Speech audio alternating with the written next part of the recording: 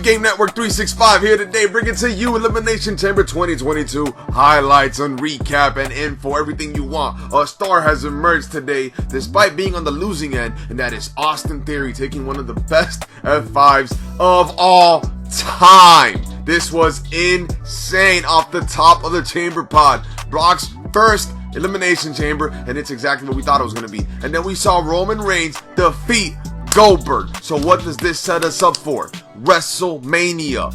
Brock Lesnar, Roman Reigns, WWE title versus the Universal title. This is what we all expected, but nonetheless, it was a great pay-per-view from start to finish, anticipating it greatly since yesterday. All matches were great. Well, for the most part, they were.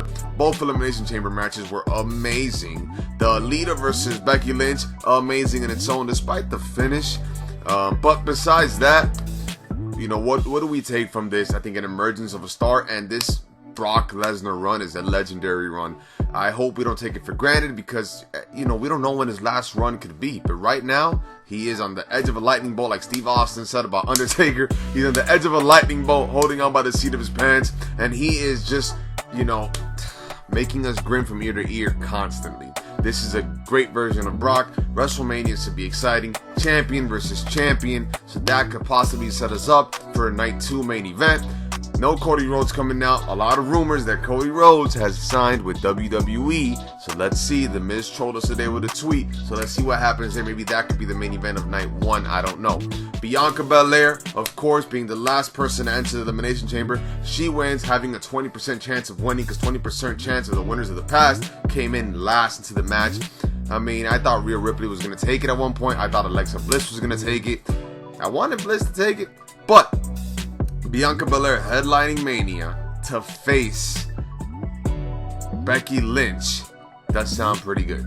And I think we can see Bianca Belair going over once again because when it comes to the women's division, she is an elite athlete. She is the top of the top, the cream of the crop. She is one of the best. So this was an enjoyable Elimination Chamber match.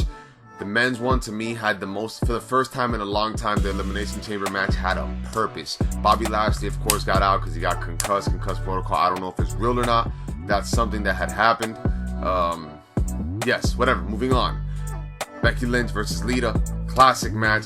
When they said shades of 2004 when Lita hit her moonsault, I felt like a kid again. I got goosebumps. I had to pinch myself. I had to hit myself a couple times, you know.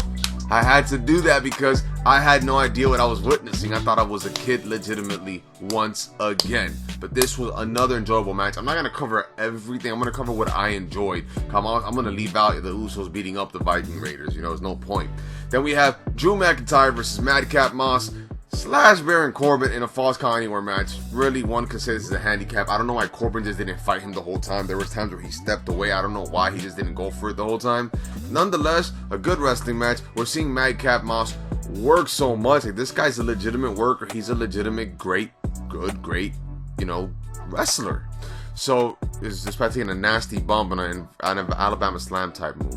Anyways, the highlight of the night. This is the highlight right here. You're going to see this all over Instagram. You're going to see this all over TikTok. You're going to see Austin Theory getting launched off the Elimination Chamber pod. This is what you're going to see. This was just, you know, to see this, like, I actually thought Theory had a chance of winning. And I was pulling for Theory. Once he hit the low blow, I was like, his kids, he's actually going to win. He's going to be the youngest champion of all time. I still think he will be the youngest champion of all time. I think it's destined for him to do that. He was made for this. And Austin Theory will 100% be the youngest WWE champion of all time. And guess what? Well, I'll leave it for the guess what part.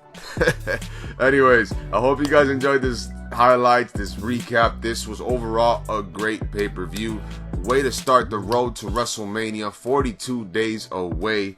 What do you guys think we're going to see? What else are we going to see? Are we going to see Cody Rhodes come over? Is that something that is definitely going to fall in line? Is that something that you want to see?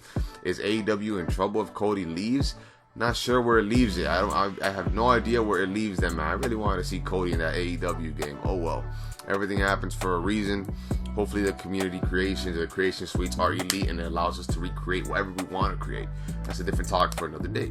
Hope you guys enjoyed, man. Fight Game Network 365. And Elimination Chamber 2022 was a bang. DDP says that. All right, we're out.